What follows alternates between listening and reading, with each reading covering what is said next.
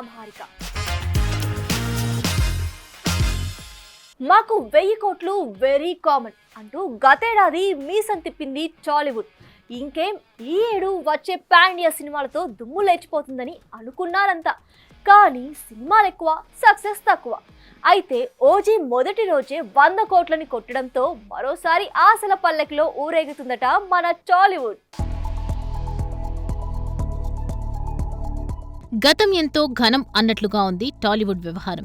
ఎంతసేపు 1000 కోట్లు కొట్టేశాం అంటూ గతంలో వచ్చిన సినిమాల వల్లే వస్తున్న టాలీవుడ్ ప్రస్తుతం మాత్రం ఆ జోరు చూపలేకపోతోంది. ఆ బెంచ్ మార్క్ టచ్ చేయలేక కోలీవుడ్ కుదేలవుతోంది. ఇక మలయాళికి ముచ్చెమటలు పడుతున్నాయి. కానీ మేం మాత్రం బాహుబలి 2, కల్కి, పుష్ప 2లతో ఈజీగా టచ్ చేసేశాం అంటూ మీసం మెలేసిన టాలీవుడ్ ఈ ఇయర్ కనీసం 500 కోట్లనైనా రీచ్ కాలేకపోయింది. ఒక్క సంక్రాంతికి వస్తున్నాం ఒక్కటే 300 కోట్లు కొట్టడం తప్పితే game changer, Daaku Maharaj, hit 3, Kubera, Harihara Veeramallu, Kingdom అంటూ పదుల సంఖ్యలో పాన్ ఇండియా ట్యాగ్ వేసుకుని వచ్చిన ఈ సినిమా కూడా 200 కోట్లని క్రాస్ చేయలేకపోయాయి. కానీ బోల్తా పడుతుందన్న బాలీవుడ్ ఛాయా, సయ్యారాలతో 500 కోట్లని టచ్ చేస్తే నేనేం తక్కువ కాదంటూ కోలీవుడ్ కూడా కూలీతో 500 క్రోర్ని క్రాస్ చేయటం విశేషం.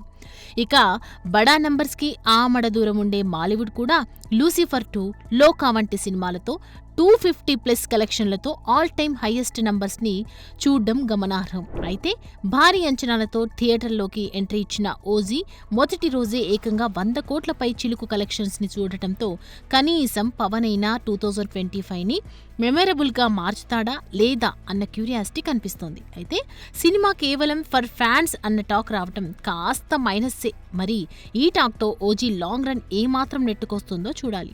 మరీ ఆశగా ఎదురు చూస్తున్న టాలీవుడ్కి పవన్ అయినా 500 కోట్లు అందిస్తాడో లేక ఇది బలుపు కాదు కేవలం వాపు అంటూ ఇక్కడితోనే సరిపెడతాడో. Anirudh Kollywood music sensation. హీరోలకి ఎలివేషన్ ఇవ్వాలంటే ఈ బక్కోడి తర్వాతే ఎవరైనా. ఇది మొన్నటిదాకా వినిపించిన టాక్. కానీ ఓజీతో ఆ టాక్ ని పటాపంచలు చేసేస్తున్నాడు తమన్. బ్యాక్గ్రౌండ్ స్కోర్తో ఆడియన్స్కి పూనకాలు తెచ్చేస్తున్నాడు. మరి వచ్చే రోజుల్లో అనిరుద్ సర్దుకోవాల్సిందేనా? బక్కోడి ప్లేస్ని ఈ బండోడు కబ్జా చేస్తాడా? Let's watch. హీరోని ఎలివేట్ చేయాలంటే అనిరుద్ కావాలి. బ్యాక్గ్రౌండ్ అదరగొట్టాలంటే అనిరుద్ కావాలి.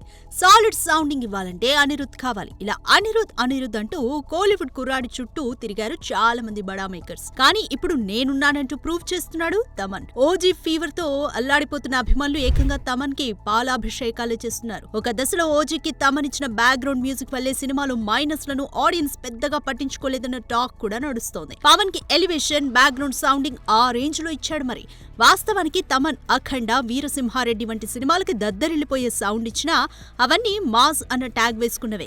కానీ ఓజీ క్లాస్ కి సైతం పూనకాలు వచ్చేలా చేయడంతో ఇప్పుడు ఈ పేరు అనిరుద్ ని రీప్లేస్ చేసేలాగే కనిపిస్తుంది. ఇక ఈ మధ్య అనిరుద్ పేరు తేకుండా ఇండైరెక్ట్ గా విక్రమ్, జైలర్, లియో, బీస్టులకి దీటుగా వాటికి ఆన్సర్ ఇచ్చేలా ఓజీ ఉంటుందని తమన్ చెప్పడం చూస్తే ఓజీపై ఎంత ఫోకస్ పెట్టాడో తెలిసిపోతుంది. అయితే భీమ్లా నాయక్, వకీల్ సాబ్, బ్రో వంటి పవన్ సినిమాలకి మ్యూజిక్ ఇచ్చినా ఆ సినిమాలకి ఇంతటి స్పాన్ లేదన్నది వాస్తవం. మొత్తానికి సరిగ్గా వాడుకోగలిగితే సిల్వర్ స్క్రీన్ ని తనదైన సౌండింగ్ తో ఎలా దున్నేస్తాడో ఓజీతో ప్రూవ్ చేసుకున్నాడు తమన్. చూడాలి మరి. అంటే అనిరుద్ వైపు చూసే మన స్టార్ మేకర్సే ఇక్కడే ఉన్న తమన్ ని ఎంతగా వాడుకుంటారో. మొదటి సినిమానే ఏకంగా 100 కోట్లు కొట్టేసింది. ఇంకేం టాలీవుడ్ లో ఈ అమ్మడి స్పీడ్ మామూలుగా ఉండదనుకున్నారంతా. కానీ వరుస ఫ్లాప్స్ తో పత్తా లేకుండా పోయింది. మరి కలిసి వస్తుందనుకున్న కాలీవుడ్ అయినా కెరీర్ ని టర్న్ చేస్తుందా? ఉప్పెన మెగా కంపౌండ్ నుండి వైష్ణవ్ తేజ డెబ్యూ ఇచ్చిన సినిమా ఇది. వచ్చి రాగానే 100 కోట్ల క్లబ్ లోకి చేరిపోయింది కూడా. ఇక డైరెక్టర్ బుచ్చిబాబుని చరణ్ దగ్గరికి చేర్చింది కూడా ఈ సినిమానే. కానీ వైష్ణవ్ కి జోడీ కట్టిన కృతి శెట్టికి మాత్రం ఈ సినిమా కలిసి రానట్టే కనిపిస్తోంది. ఉప్పెన తర్వాత చేసిన శ్యామ్ సింగరాయ్, బంగారాజు వంటి డీసెంట్ హిట్లు కొట్టడంతో కృతి ఇక కెరీర్ ని కేక పెట్టిస్తుందనుకున్నారంతా. కానీ మనం ఒకటనుకుంటే జరిగేది ఇంకోటి అన్నట్టుగా వరుసగా మాచర్ల నియోజకవర్గం, ఆ అమ్మాయి గురించి మీకు చెప్పాలి, వారియర్, కస్టడీ, మనమే ఇలా చేసిన ప్రతి సినిమా చేసినట్టే పోవడంతో టాప్ లీగ్ నుండి ఒక్కసారిగా సైడ్కి వెళ్ళిపోయింది. ఇంతటి ఫ్లాప్స్ లో కూడా కాస్త బెటర్ అంటే అది మలయాళంలో చేసిన ARM సినిమానే. అయితే టాలీవుడ్ ఆదరించకున్నా కాలీవుడ్ అక్కును చేర్చుకోవడంతో 3 సినిమాలు చేసింది, కానీ అవి ఎప్పుడొస్తాయో తెలియని పరిస్థితి. కార్తీ వాదియర్ టీజర్ వదిలినా రిలీజ్ డేట్ చెప్పలేకపోతున్నారు మేకర్స్. ఇక లవ్ టుడేతో దూసుకొచ్చి డ్రాగన్ తో సక్సెస్ కొట్టిన ప్రదీప్ రంగనాథన్ తో లవ్ ఇన్సూరెన్స్ కంపెనీ అని చేసింది, కానీ అది కూడా పోస్ట్ పోన్ అయ్యే ఛాన్స్ పుష్కలంగా కనిపిస్తోంది. దీనికి నయన్ భర్త విఘ్నేష్ శివన్ మెగా ఫోన్ పట్టడం ఇక్కడ విశేషం. ఇక ఈ రెండు సంగతి ఇలా ఉంటే జయం రవితో చేసిన జీని కూడా వాయిదాలు పడుతూ కృతి శెట్టి లక్ ని గట్టిగానే టెస్ట్ చేస్తోంది. చూడాలి మరి, కనీసం వస్తున్న ఈ 3 ఏ 2 హిట్ కొట్టినా ఏంచక్క కాలీవుడ్ లో పాగా వేసేయొచ్చు అని అనుకుంటున్న ఈ బేబమ్మ ఆశలు నెరవేరుతాయో లేదో. 100 కోట్లు ఒకప్పుడు చాలా సినిమాలకి ఇది లైఫ్ టైం అచీవ్మెంట్, కానీ మాకు మాత్రం ఇది ఓపెనింగ్ కలెక్షన్ అంటూ కాలర్ ఎగిరేశారు పలువురు బడా డైరెక్టర్స్. అయితే ఇప్పుడు వీళ్ల బాటలోనే నేను అంటూ దూసుకొచ్చేశాడట ఈ కుర్ర డైరెక్టర్. ఇంతకీ 100 కోట్లని అలవోకగా కొట్టేస్తున్న ఆ స్టార్ మేకర్స్ ఎవరో చూసేద్దామా? మగధీర తొలిసారి టాలీవుడ్ కి 100 కోట్లని పరిచయం చేసిన సినిమా. అమ్మో అంత డబ్బా అంటూ కళ్ళు తేలేశారు మేకర్స్. కానీ ఇప్పుడు మొదటి రోజే 100 కోట్లకి గురిపెట్టేస్తున్నారు మేకర్స్. అయితే ఒకటి కాదు, ఏకంగా 2 సార్లు మొదటి రోజే 100 కోట్లని వెనకేసి రికార్డు కొట్టేశారు ఈ స్టార్ మేకర్స్. వీరిలో ఫస్ట్ టైం బాహుబలి 2తో తొలి రోజే 100 కోట్ల ఫిగర్ ని టచ్ చేసి బెంచ్ మార్క్ డోర్స్ ఓపెన్ చేసిన జక్కన్న RRRతోనూ మొదటి రోజే 100 కోట్లని క్రాస్ చేయటం విశేషం. ఇక 100 కోట్లంటేనే వింతగా చూసే శాండల్వుడ్ కి ఏకంగా తొలి రోజే KGF 2తో 100 కోట్లని ఇంట్రడ్యూస్ చేశాడు ప్రశాంత్ నీల్. ఇక డార్లింగ్ తో తీసిన సలార్ కూడా ఫస్ట్ డే 100 కోట్లని కొట్టేయటంతో జక్కన్న సరసన చేరిపోయాడు నీల్. ఇక టాలీవుడ్ శాండల్వుడ్ అయినా మేము అంటూ లియో, కూలీ మూవీస్ తో 2 సార్లు 100 కోట్లు ఓపెనింగ్స్ ని చూసేశాడు లోకేష్ కనకరాజ్. అయితే ఇప్పటి వరకు తమిళ తంబీలు 1000 కోట్ల మార్కుని టచ్ చేయకపోవటం కాస్త ఆశ్చర్యమే. ఇదిలా ఉంటే ఇప్పుడు ఈ ముగ్గురికి తోడయ్యాడు సుజిత్. రెండో సినిమా సాహోతో మొదటి రోజే 100 కోట్స్ కు పైగా పోకేసిన సుజిత్ మరోసారి ఓజీతో ఆ మార్క్ ని టచ్ చేయటం విశేషం. అయితే ఈ ఫీట్ ను సాధించిన రాజమౌళి, ప్రశాంత్ నీల్, సుజిత్ ముగ్గురికి ఏకైక హీరో మన డార్లింగే అవటం మరో విశేషం. చూడాలి మరి వచ్చే రోజుల్లో ఈ రేర్ రికార్డుని ఇంకెంతమంది తన ఖాతాల్లో వేసుకుంటారు.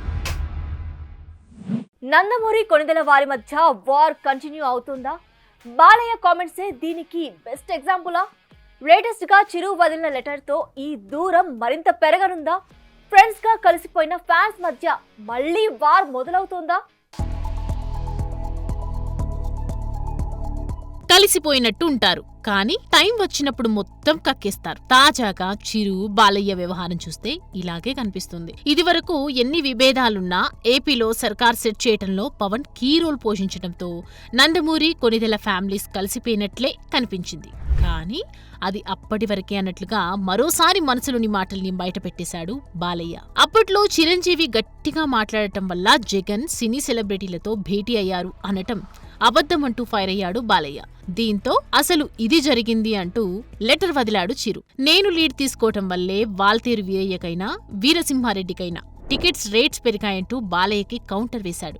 దీంతో నందమూరి కొణిదెల ఫ్యామిలీస్ కలిసిపోయినట్లే ఉన్నాయి, కానీ వాళ్ల మధ్య ఇంకా గతం తాలూకు గ్యాప్ అలాగే ఉందని, ఈ ఇష్యూతో అది మరింత ముదిరే ఛాన్స్ ఉందన్న టాక్ అయితే గట్టిగానే వినిపిస్తోంది. వాస్తవానికి బాలకృష్ణ చేసే అన్స్టాపబుల్ కి ఎంతో మంది వచ్చినా చిరు అటెండ్ కాలేదు. ఇక ఎన్టీఆర్ శత జయంతి వేడుకలకి రాలేనంటూ డుమ్మా కొట్టాడు. ఇక మెగాస్టార్ ఇంట్లో జరిగే ఎన్నో వేడుకలకి బాలయ్య దూరంగానే ఉన్నాడు. దీంతో ఫ్యాన్స్ కూడా ఒకరిపై మరొకరు దుమ్మెత్తి పోసుకోవటం సోషల్ మీడియాలో కనిపిస్తూనే ఉంది. చూడాలి మరి ఈ రగడకి ఇక్కడితో ఫుల్ స్టాప్ పెడతారా, లేక మరింత సాక తీసి ఇష్యూని కాంప్లికేట్ చేస్తారా?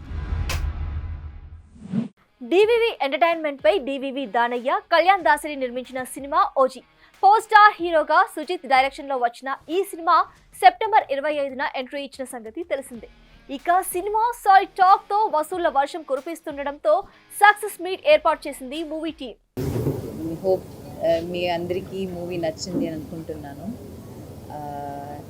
ఆడియన్స్ ఓజీ సినిమాకి చాలా రోజుల నుంచి వెయిట్ చేశారు. అండ్ ఇప్పుడు ఐ థింక్ వాళ్ళందరూ చాలా ఎంజాయ్ చేస్తున్నారు థియేటర్లో. అండ్ తమన్ చెప్పినట్టు they own the film. And ఇంతకు మించి we couldn't have asked for better response. We are so grateful. అందరికీ చాలా చాలా థ్యాంక్ యూ. పవన్ సార్ ఫ్యాన్స్కి, ఆడియన్స్కి చాలా థ్యాంక్ యూ. నేను మొట్టమొదటిగా థ్యాంక్స్ చెప్పాల్సింది నేను త్రివిక్రమ్ శ్రీనివాసరావు గారికి అండి. ఆయన లేకపోతే ఈ ప్రాజెక్ట్ లేదు. కళ్యాణ్ గారితో సినిమా చేద్దామని నేను అడుగుతున్నప్పుడు ఆయన సరే అని సుజిత్ని తీసుకురండి మనం చేద్దామని చెప్పారు కళ్యాణ్ గారు, ఇది త్రివిక్రమ్ గారు. అప్పుడు నేను సుజిత్ని కాంటాక్ట్ చేశాను, కలిసాము, ఒక కథ అనుకున్నాం, ఈ వర్క్ మొదలుపెట్టామండి. త్రివిక్రమ్ గారు లేకపోతే మాత్రం ఈ సినిమా లేదు, ఇంత పెద్ద సక్సెస్ నాకు రాదు. ఏం కావాలన్నా కూడా పక్కనే ఉండి మాకు తీసుకొచ్చినందుకు దానయ్య గారికి అండ్ కళ్యాణ్ గారికి చాలా థ్యాంక్స్. అండ్ ఈ ఓజీ సినిమాకి మెయిన్గా సపోర్టు కానీ లేదంటే మన అనుకునే స్టోరీ కన్విక్షన్తో పోర్ట్రే చేయడం కానీ ఇవన్నిట్లో చూసుకుంటే I should thank first Kalyan garu. And you all know how big fan I'm for Kalyan garu. Johnny days నుంచి ఎప్పుడైనా సరే కళ్యాణ్ గారిని కలిస్తే చాలు అనుకునేవాడిని. అలాంటిది ఇవాళ కళ్యాణ్ గారు సినిమా తీయడము, అది ఇంత పెద్ద బ్లాక్ బస్టర్ టాక్ రావడం అనేది it's very very very good sign. అది ఓజీ అనేది it's been won by people won చేసేసుకున్న సినిమా. సో అది ఇంకా మా చేతులు దాటి వెళ్ళిపోయాయి. అంటే ఓన్ మెర్సెండైజ్ చేసుకోవడం, బండనస్ చేసుకోవడం, టీ షర్ట్స్ అవి ఇవి ఓజీలో నంబర్ ప్లేట్స్ పెట్టుకోవడం. సో అందరూ ఓన్ చేసేసుకున్నారు సినిమాని. అది పవన్ కళ్యాణ్ గారికి ఉండే ఆ పవర్ అది, అంతే. సో ఆ సినిమా ఓన్ చేసేసుకున్నప్పటికీ ఇంకా మా చేయి దాటి వెళ్ళిపోయింది అన్ని విషయాలు. సో ఇంకా మేము జాగ్రత్తగా ఇంకా చేయాలి, ఇంకా దారి లేదు. సో ఎక్కడ మిస్ కొట్టలేం, ఇటు అటు వెళ్ళలేం. జాగ్రత్తగా ఎలా సినిమా జనాలకి ఏం కావాలో ఎలా వాళ్ళు ఫస్ట్ డే ఫస్ట్ షో ఎలా ఎక్స్పెక్ట్ చేస్తారో అలా కూర్చొని చేయాలి. ఇవి బిగ్ సినిమా అప్డేట్స్. మరిన్ని అప్డేట్స్ కోసం keep watching Big TV. Anchor's wardrobe courtesy, Shopper Stop.